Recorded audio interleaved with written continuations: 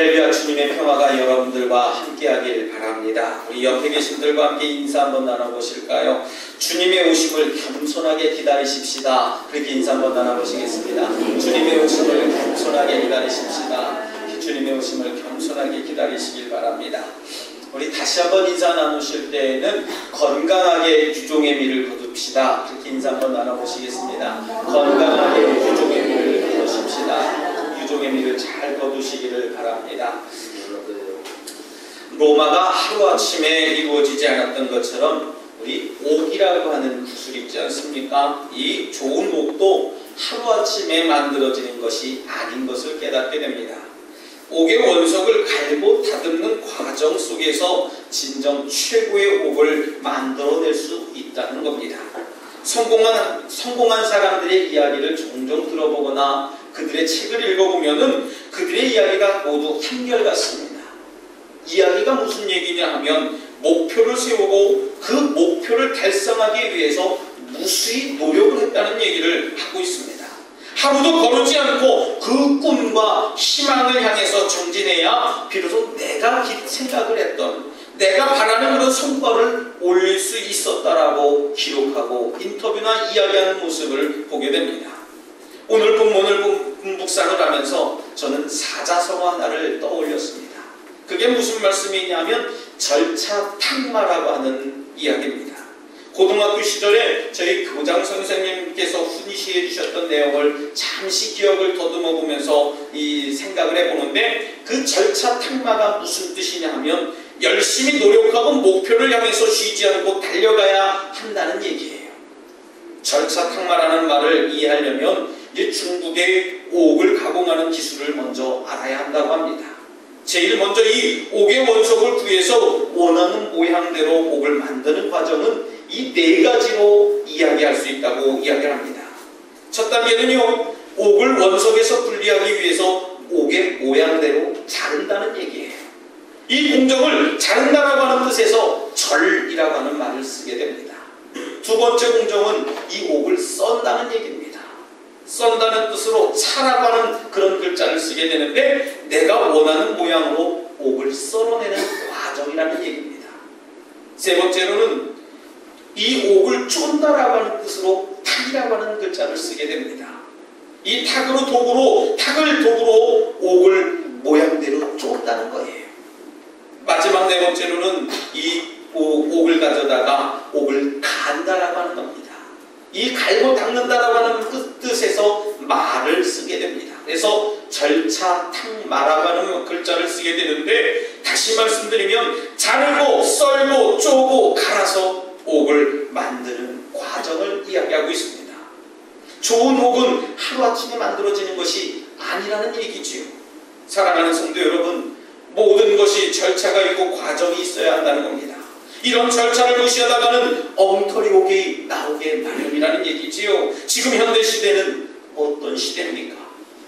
절차와 과정을 무시하고 있습니다. 절차와 과정을 무시하고 오직 결과만 좋으면 된다라고 하는 그런 생각이 만연하고 있습니다.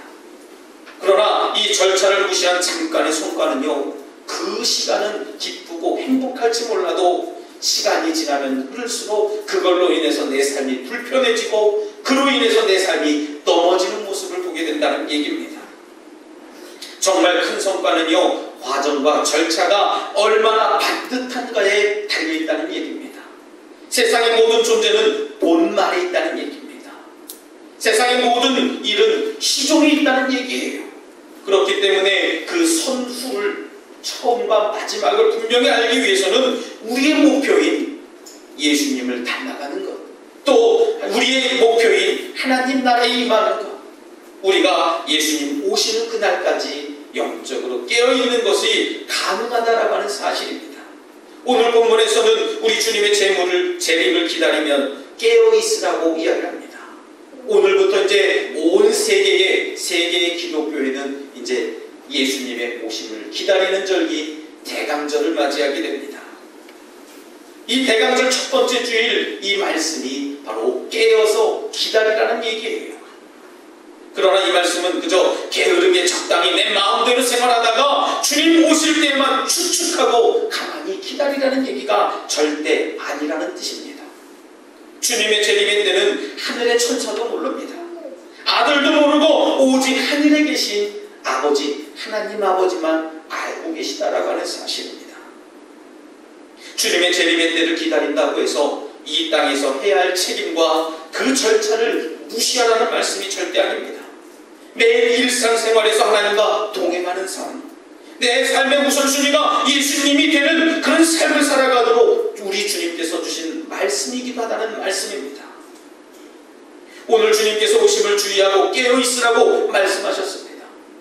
저와 여러분들에게 주시는 말씀이 아니라 오늘 마지막 절 말씀에 이 말은 모든 사람들에게 행하는 말이다 라고 말씀을 하셨습니다. 분명히 주님께서 오실 것인데 그때가 언제인지 알지 못한다는 말씀이에요. 굉장히 막연한 말씀입니다. 언제 올지 모르는데 그렇지만 너희들 깨어있고 주의하고 있어라 라고 하신 말씀입니다. 우리들도 종종 그렇게 막연하게 이야기합니다. 언젠가 친구들과 약속을 하면서 연락을 기다리고 있는데 서로 바쁜 일상을 살아가는 이들이기에 누구 한 사람이 일정일 맞추기가 어려운 겁니다. 친구들이 이야기를 합니다. 야, 내일 오전 중에 연락을 줄게. 이렇게 얘기를 했는데 그 오전이 과연 언제가 오전이냐는 겁니다. 제 생각에 오전 중이라고 하면 적어도 아침 10시 이전이 오전이라고 저는 생각을 하고 있습니다. 개인적인 차이마다 다른 겁니다. 그런데 10시가 지나도 연락이 오지 않아요. 10시 30분, 50분, 11시 20분 지나도 연락이 오지 않는 겁니다. 12시가 거의 다 돼서 연락이 옵니다. 저는 이해할 수가 없었습니다. 그래도 오전이라 하면 10시쯤일 텐데 각자의 기준과 생각이 달랐다는 얘기예요. 인간에게 주어진 시간은 반복하는 것도 연습하는 시간도 없다는 겁니다. 시간을 저축해 둘 수도 없고요. 누구에게나 내 귀한 시간을 양도해 줄 수, 빌려줄 수 있는 것이 아니라는 얘기입니다. 우리는 이 시간 속에서 시간을 통해서 시간과 더불어 살아가고 있습니다. 하지만 우리에게 시간 자체에 관한 권한이 없다는 겁니다. 그 시간의 기준을 크로노스와 카이로스라고 성경에서는 이야기합니다. 크로노스는 수평적인 혹은 직선적인 시간의 개념입니다만은 물리적인 시간의 개념으로 우리가 알고 있다는 얘기예요. 그렇지만 성경에서 말하는 카이로스의 시간은 우리가 성경에서 말하는 카이로스의 시간은 하나님께서 정해주신 그 때를 이야기하는 겁니다. 적절한 순간 또는 초월적인 순간이라고 하는 뜻이 담겨져 있는데 이 세상에서 일어나는 모든 현상들과 인간의 모든 행사들을 주관하시는 하나님의 섭리의 때가 바로 카이로스의 때라고 이야기하는 겁니다. 그래서 우리는 이 때를 기다리면 이 때가 이르면 놓치지 않고 붙잡아야 된다는 사실을 여러분들 기억하시길 바랍니다. 오늘 말씀을 한번 보실까요? 오늘 말에 그 때가 언제인지 알지 못한다고 했습니다. 그런데 중요한 것은요, 언제인지도 모르면서 우리는 주의하고 깨어있어야 된다는 얘기입니다. 그냥 깨어있으면 안 되고요, 잘 깨어있어야 된다는 얘기예요. 어떻게 깨어있어야 여러분들 잘 깨어있는 것일까요?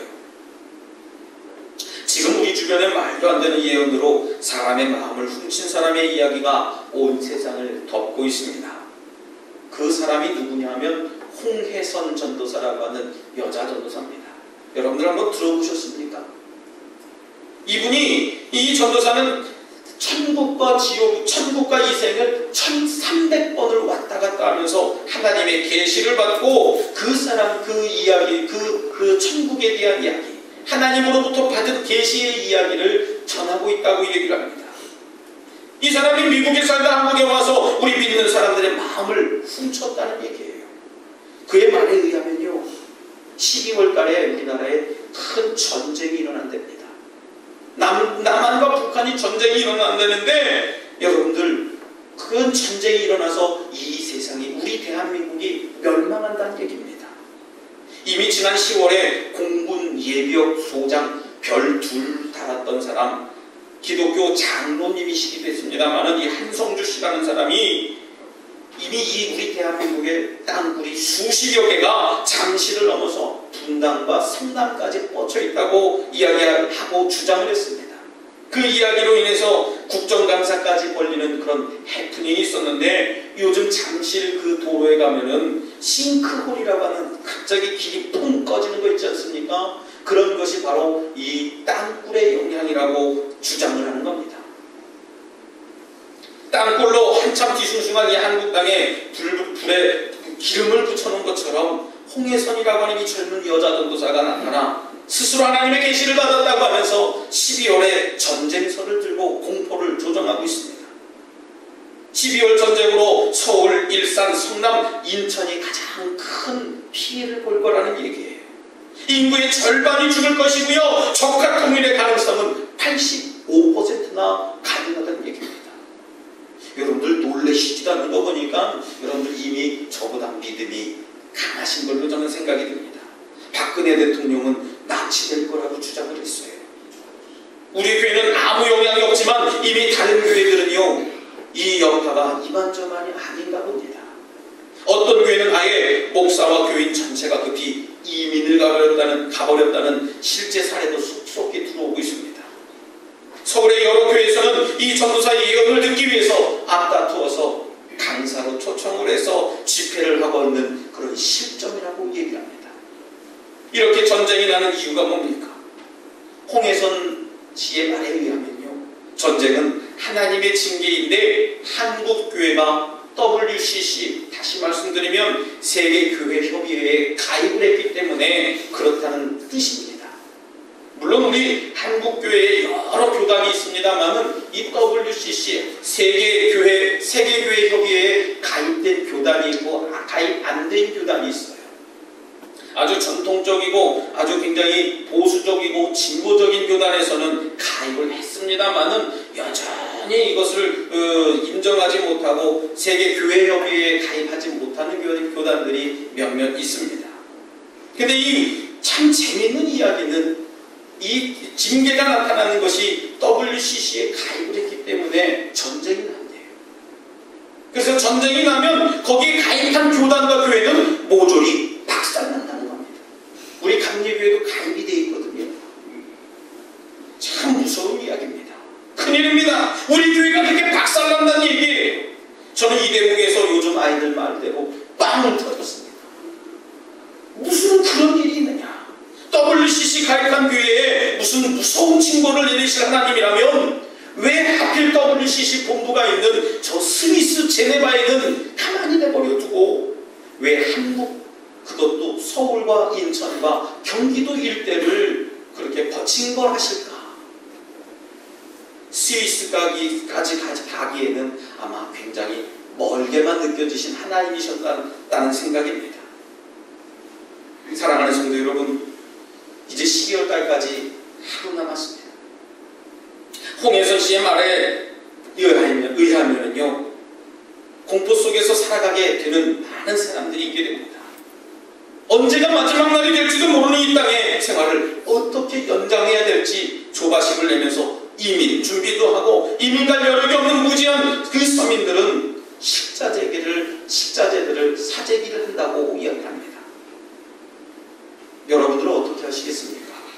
저랑 같이 이제 보따리를 싸셔서 어디로 숨어버리시겠습니까? 이런 말도 안 되는 종말론에 많은 사람들이 휘말리는 이유가 있습니다. 말씀에 너무 무지하기 때문에 그래요. 어떤 때는 이런 생각마저 듭니다. 믿음은 모든 것을 이기는 힘이 있다는 얘기인데 한국교회는 이런 믿음이 너무 커서 가끔은 목사나 자칭 예언자를 너무 믿은 나머지 그 믿음으로 예수님도 이겨버린다라고 하는 생각이 듭니다.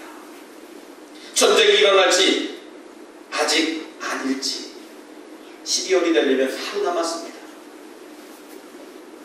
제 마음도 살짝 두려워지기 시작했어요. 그 여자 전도사 말대로 진짜 전쟁이 일어나면 어떻게 하지? 전쟁이 일어난다면 아마 이 홍혜선 씨는 신처럼 추앙받을 겁니다. 그렇다면 반대로 전쟁이 일어나지 않는다면 어떻게 되겠습니까? 이 홍해선 같은 거짓 예언자들은 다 이 땅에서 사라지겠습니까? 아니요. 또 제2의 제3의 홍해선이라고 하는 그 사람이 나타날 겁니다. 아마 전쟁이 일어나지 않으면 그렇게 얘기할 것이죠. 내가 기도해서 전쟁을 하나님이 연장해 주셨다.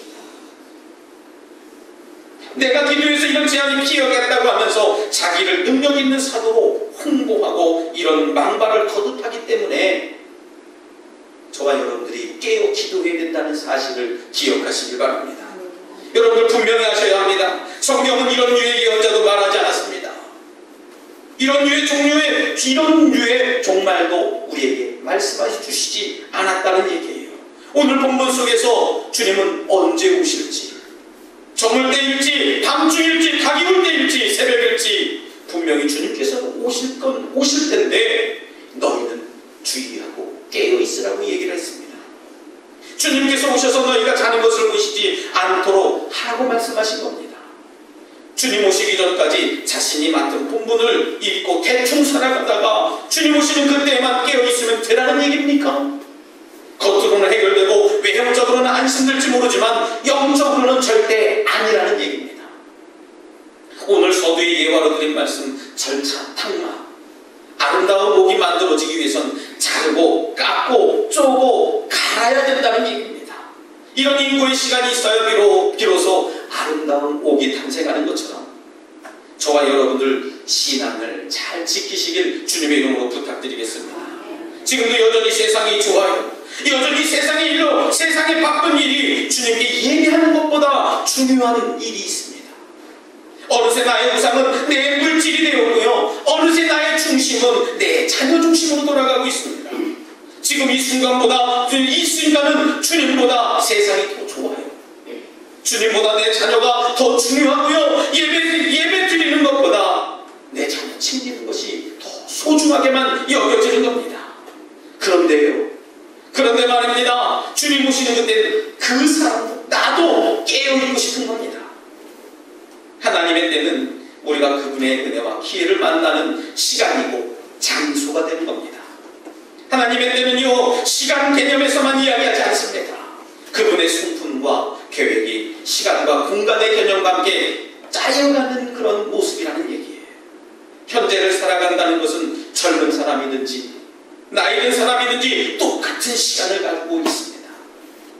여러분들 제 시간은 황금과 같고 여러분들 시간은 은과 같습니까? 다른 게 아니에요. 똑같은 시대를 살아가고 있는 겁니다. 모두 바쁘게 치열하게 살아가고 있어요. 열심히 살아가고 있습니다. 하지만 사랑하는 성도 여러분, 그렇게 치열하게 살아가는 이유가 뭡니까? 내게 좋은 기회가 오길 바라고 내가 행복한 삶을 살기 위해서 그렇게 치열하게 힘껏 살아가는 겁니다. 언제 내게 기회가 찾아와서 어려움들이 끝날지, 내 얼굴에 언제 웃음이 넘치게 될지 알고 있는 사람은 단 한 사람도 없다는 얘기입니다. 어떤 이들은 심지어 막연하게 하나님의 때를 기다리는 이들이 있습니다. 하나님의 때를 기다리다가 너무 두려워서 하나님 외에 다른 무언가에 집중하기 시작합니다. 그리고 그 불안함을 떨쳐버리려고 애를 쓰기도 하지요. 이렇게 하나님의 때는요, 우리 인간이 생각하고 계산하고 가늠할 수 있는 시간이 절대 아니라는 겁니다. 하나님의 신비로운 영역이라는 말씀이에요. 그때를 알람 시계처럼 따르릉 하면서 정확하게 알려주는 것이 절대 아니라는 얘기입니다. 그리고 그때 그 시간의 때를 우리는 도무지 들을 수도 느낄 수도 알 수도 없다는 사실입니다. 사랑하는 우리 성도 여러분, 우리는 하나님의 때를 기다리면서 무엇을 어떻게 해야 됩니까? 그것은 바로 하나님만 신뢰하는 겁니다. 하나님을 믿고 의지하고 그분께 내 모든 삶을 맡기는 거예요. 이것을 우리는 흔히 뭐라고 부릅니까? 믿음이라고 부릅니다. 때를 얻든지 못 얻든지 우리가 믿지 않으면 기다릴 수가 없다는 얘기예요. 우리는 그렇게 날마다 믿음을 배워나가는 겁니다. 그리고 그 믿음의 표현으로 선택이라고 하는 거예요. 믿음의 길을 선택하는 겁니다. 오늘 우리에게 주신 말씀에서 더 중요한 사실이 있습니다. 지금 우리의 육신의 상태만 깨어있는 것이 아니라 우리 영적인 상태가 깨어있어야 된다는 말씀입니다. 지금 내 영적인 상태는 깊은 잠에 빠져서 입술을 열어 기도하지 못하고 있다는 얘기예요. 영적인 마비가 되어서 귀를 열어 듣지 못한다는 얘기입니다. 영적 장애가 있어서 내 눈을 들어 믿음의 눈으로 세상을 바라보지 못한다는 얘기입니다. 지난주 목회 세미나에서 우리 지방 목사님 두 분과 함께 숲길을 걸어갔습니다. 걷는데 공원이다 보니까 가이드 하는 분이 가이드를 해주는 겁니다. 그래서 무슨 공원에 가이드가 있을까 했는데 여러분들 비자나무라고 들어보셨습니까? 비자나무 저도 처음 들어봤거든요. 그래서 이 비자나무에 대한 이야기를 그 가이드가 공부를 시켜주더라고요. 이 비자나무는 쫙 숨겨져가 얼마나 아름다운지 몰랐습니다. 이 가이드 말이 무슨 얘기를 했냐면 이 숲길을 아는 만큼 보면서 느끼고 배울 수 있습니다 라고 얘기를 합니다. 근데 저는 그래서 아는 만큼 보인다 라고 하는 말을 내가 들어봤는데 저 말은 처음 듣는데 그러면서 목사님들과 함께 걷기 시작하면서 배웠어요. 아는 만큼 볼 수 있고 아는 만큼 느낄 수 있다는 얘기예요. 이 비자나무라고 하는 나무가 쫙 심겨져 있는데 얼마나 멋진지 몰라요. 몰랐을 때는 그냥 나무인가 보다 했는데 이 비자나무가 1년에 얼만큼 자라는지 아십니까? 1년에 1mm 자란답니다. 놀라시지도 않으시네요. 1mm 요만큼 자라네. 요만큼 1년에 요만큼 자라는 저보다도요 오랫동안 살았다는 얘기예요. 제 키가 162cm거든요. 그러면 162년을 자랐다는 1600년 가까이를 살았다는 얘기입니다. 저는요. 제가 그 모습을 보면서 이 나무는 몇 년 된 거냐 하면서 목사님들과 함께 서로 이야기를 나누게 됐어요. 아는 만큼 보였다는 얘기입니다. 사랑하는 성도 여러분, 이처럼 우리가 아는 만큼 그 나무와 공원을 보면서 산책하고 묵상을 하고 왔습니다. 모를 때는 그저 공기 좋다, 수풀이 많으니 좋다 그 정도였지만 그곳이 생긴 유래와 여러 나무들의 이유를 알고 보니 감동이 되는 겁니다. 우리의 신앙도는 마찬가지라고 생각을 합니다. 우리가 하나님을 아는 만큼 볼 수 있고 아는 만큼 하나님의 음성을 들을 수 있다는 사실을 여러분들 기억하시길 바랍니다. 우리가 하나님을 아는 만큼 그분을 이해하는 거예요. 우리가 지금 그분의 뜻을 잘 알지 못하지만 알려고 노력하는 순간이 믿음이 생기는 그런 시간입니다. 우리의 믿음의 성장점이 톡 하고 터지는 시간이라는 말씀입니다. 주님의 오심을 깨어 기다리시길 바랍니다. 잠시라도 졸고 다른 곳에 집중할 여유와 시간이 없어요. 우리는 주님께 집중함으로 하나님의 마음과 긍휼하심을 얻어야 합니다. 바라긴 우리 덕수교의 모든 성도님들 믿음의 선택을 통해서 하나님의 때를 기다리는 것이 행복하고 즐겁고 유쾌한 시간이 되시길 주님의 이름으로 축원합니다. 믿음으로 그 때를 바라시기를 다시 한번 주님의 이름으로 축원합니다. 모든 지각 위에 뛰어난 하나님의 평강이 그리스도 예수 안에서 너희 마음과 생각을 지키시리라. 아멘. 우리 이 시간 함께 결단의 기도를 드리길 원합니다. 주님께서 오시는 그때에 깨어있기를 원합니다. 그 시간만이 아닌 지금부터 영적으로 깨어있게 하여 주셔서 주님 오시는 그때에 칭찬받는 성도들 되게 하여 주시옵소서라고 이 시간 입술을 열어서 마음을 모아서 잠시 결단의 기도를 드리겠습니다. 할렐루야. 사랑과 내가 충만하신 하나님 감사합니다. 내게 믿음을 더하여 주시사 하나님 아버지 말씀 따라 살아갈 수 있도록 은혜 내려주실 줄 믿습니다. 주님 깨어 기도하게 하여 주시옵소서. 깨어 기도하게 하여 주시옵소서. 하나님 내 영적인 내가 깨어있게 하여 주셔서 하나님 말씀만 바라보며 집중하면서 살아갈 수 있도록 하나님 인도하여 주실 줄 믿습니다. 주님 나의 영을 주시옵소서. 전능하신 하나님 감사합니다. 저희에게 능력을 주시고 깨어 기도하게 하시는 하나님 감사를 드립니다. 저희들이 영적인 잠에서 깨어나게 하시고 영적인 게으름에서 벗어나게 하여 주시옵소서. 오늘 주신 말씀을 통해서 다시금 하나님을 알게 하심에 감사를 드리며 예수님 이름으로 간절히 기도드리옵나이다.